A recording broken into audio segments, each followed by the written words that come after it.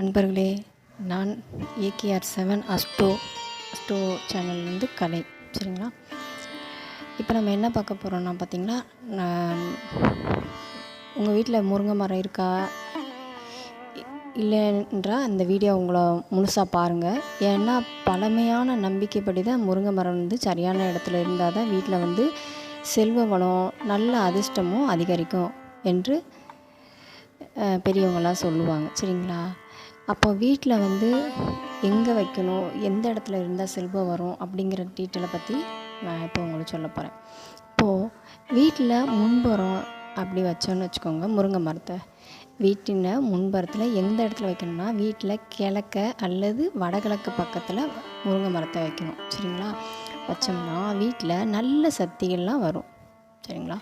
குடும்பத்தில் பணவரவு அதிகரிக்கும். அப்புறம் வீட்டில் சண்டைலாம் குறையும் அப்படின்னு இதெல்லாம் நம்ம பெரியோர்களுக்கு ஏற்கனவே தெரியணும். அதனால் இதை காலங்காலமாக சொல்லிவிட்டு நமக்கு வந்து வீட்டில் என்ன செய்வாங்க, முன்புறத்தில் இந்த மாதிரி கிழக்கு பகுதியில் வடகிழக்கு பகுதியில் தான் வைப்பாங்க. அப்போது வீட்டில் பின்னாடி முன்னாடி இடம் இல்லை அப்படின்ட்டு பின்னாடி சில பேர் வைப்பாங்க. அப்போ அதில் என்ன நன்மைகள் இருக்குது என்னன்னு பார்க்கலாம். வீட்டில் பின்னாடி வச்சா வீட்டில் பின்னாடி வந்து எந்த இடத்துல வைக்கணும்னா தென் பக்கத்தில் தான் வைக்கணும். அப்போ முருங்கை மரம் அந்த மரம் தென் பக்கத்தில் இருந்தால் குடும்பத்தில் வந்து கெட்ட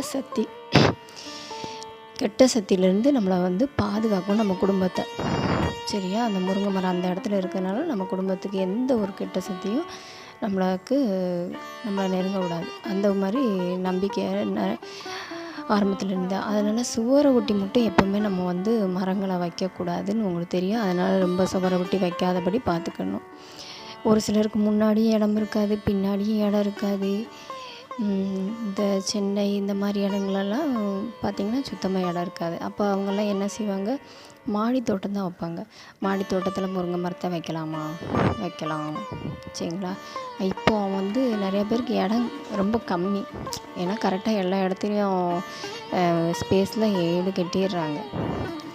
அதனால் மாடி தோட்டத்தெல்லாம் வைக்க முடியுது இப்போ இருக்கிற காலத்தில். அப்போ மாடி தோட்டத்தில் வந்து நம்ம பெரிய தொட்டியோ இல்லை பேக்கோ அந்த முருங்கை மரம் வைக்கிற அளவுக்கு ஒரு பேக்கோ வச்சு அதுக்கான கார்டன்லாம் வாங்கிட்டு வந்து வச்சோம்னா நம்ம வந்து வளர்க்கலாம். அப்போ மாடியில் நம்ம எங்கே வைக்கணும்னா, மாடியில் வடகிழக்கு மூலையில் வைக்கணும். அப்போ வச்சோம்னா வீட்டில் வந்து செல்வம் வந்து ஆற்றல் வந்து அதிகரிக்கும். சரிங்களா? அதிகரிக்கும். சரி. இப்போது முருங்கை மரத்தை பற்றி நம்ம அந்த நம்பிக்கை இல்லை. முருங்கை மரம் வெறும் மரம் கிடையாது. சரிங்களா? அது வந்து வீட்டில் நமக்கு என்னென்ன நன்மைகள்லாம் கொடுக்குதுன்னு பார்த்திங்கன்னா, முருங்கை மரம் வளர வளர நம்ம வீட்டில் எப்போவுமே உணவு குறைபாடே இருக்காது. தானியத்துக்கு எப்போவுமே நம்மளுக்கு வந்து குறைபாடே இருக்காத அளவுக்கு அந்த முருங்கை மரம் செல்வ செழிப்பாக இருக்க நம்மளுக்கு வந்து எப்போவுமே குறைபாடு இல்லாமல் நம்மளுக்கு வரும். அதனால தான் ஒவ்வொரு வீட்லேயும் பழங்காலத்தில் வந்து வீட்டுக்கு கொல்லைப்புறத்துலேயோ பின்புறத்தில் எப்போவுமே ஒரு முருங்கை மரத்தை அந்த காலத்துலேருந்து ஒரு வைப்பாங்க. ஏன்னா அவங்களுக்கு வந்து உணவு குறைபாடு இருக்கக்கூடாதுன்னு ஒரு நம்பிக்கை. அதனால் பல வீடுகளில் வந்து இந்த மரத்தை வந்து கண்டிப்பாக வளர்ப்பாங்க. இதில் ஒரு முக்கியமான எச்சரிக்கை என்னென்னா, ஒரு விஷயத்தை மட்டும் நம்ம நல்லா கவனிக்கணும். முருங்கை மரத்தை வீட்டில் வந்து இப்போ வந்து எங்கிட்டுமே இடம் இருக்காது. முன்னாடி பின்னாடி மாடி எங்கிட்டுமே இடம் இல்லை அப்படின்னா, நான் வீட்டில் வந்து ஒரு சிலர் வந்து ஹால் பெருசாக வச்சுருக்கேன், நான் வீட்டில் வந்து நடுமத்தியில் வச்சுக்கலாமா அப்படின்ட்டு வைப்பாங்க. இல்லைன்னா கதவு வச்சுருப்பாங்க. கதவுக்கு இந்த இடத்துல ஓரத்தில் நிறைய இடம் கிடக்கு, அதனால் கதவுக்கு பின்னாடி வச்சுக்கலாமா அப்படின்ட்டு கேட்பாங்க. அப்படிலாம் இல்லைங்க. நீங்கள் வந்து வீட்டில் நடுமத்திலையும் வைக்கக்கூடாது, கதவுக்கு பின்னாடி வைக்கக்கூடாது. அதாவது அது வந்து முழுசாக மறைஞ்சிருக்கிற மாதிரி இடத்துலலாம் வைக்கவே கூடாது. ஒளிஞ்சிருக்கிற மாதிரி அந்த இடத்துல வைக்கவே கூடாது. அது செல்வம் கொடுக்குறது. சரிங்களா? அதனால் நீங்கள் வீட்டுக்குள்ளே வச்சாலும் பிரச்சனை இல்லை, நல்ல காற்றோட்டமாக இருக்கிற இடத்துல வைக்கணும். சரிங்களா? ஆமாம், நல்ல காற்றோட்டமாக இருக்கணும், நல்ல வெளிச்சமாக இருக்கணும். அந்த இடத்துல தான் நம்ம வைக்கணும். முருங்கை மரத்தை வந்து சொல்லுவாங்க, வீட்டுக்குள்ளே வைக்கக்கூடாது, என்னது முன்னாடி வைக்கக்கூடாது, அங்கே வைக்கக்கூடாது. நான் வீடியோவில் உங்களுக்கு வீட்டில் முன்னாடி எந்த திசையில் வைக்கணும், பின்னாடி எந்த திசையில் வைக்கணும், மாடியில் எந்த திசையில் வைக்கணும் உங்களுக்கு தெளிவாக அந்த வீடியோ ஃபுல்லாக சொல்லியிருக்கேன்.